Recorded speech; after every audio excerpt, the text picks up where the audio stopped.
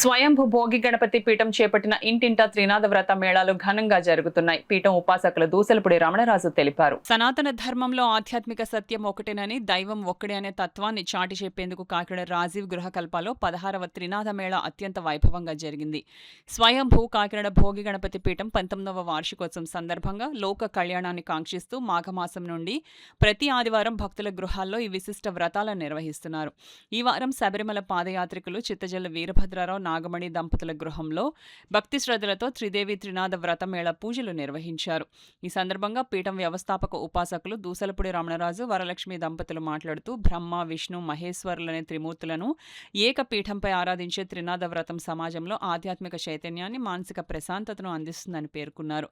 గౌరీ భాస్కర్, వెంకటలక్ష్మి, పద్మావతి, సత్యవతి తదితరులు పాల్గొన్నారు. ఆషాఢ మాసం మొదటి ఆదివారం 19వ తేదీన 17వ త్రినాద వ్రతం గణపతి పీఠంలో జరుగుతుందని, 26న రామచంద్రపురంలో, 20న వ్రతమేళ, ఆగస్టు 2న రామకృష్ణారావుపేట ఆలయంలో 21వ వ్రతమేళ జరుగుతుందని పీఠం తెలియజేసింది. శబరిమల పాదయాత్రికులు చిత్తజల్లు వీరభద్రరావు గారు, నాగలక్ష్మి గారి ఇంటిలో ఈ రోజున సుప్రదంగా, జయప్రదంగా, మంగళకరంగా జరిగింది.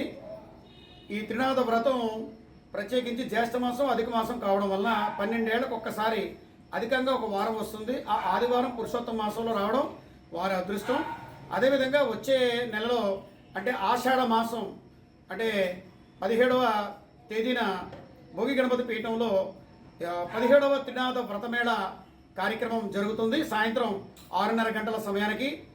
అదేవిధంగా తదుపరి రామచంద్రపురంలోని, ఆ తదుపరి రామకృష్ణారావుపేటలోని ఈ యొక్క త్రినాద వ్రతమేళ కార్యక్రమాలు జరుగుతూ ఉన్నాయి. లోక కళ్యాణార్థంగా జరిగేటువంటి ఈ కార్యక్రమాల్లో అందరూ కూడా పాల్గొని తరించవలసిందిగా భోగి గణపతి పీఠం మీ అందరినీ కూడా ఆహ్వానించడం జరుగుతుంది.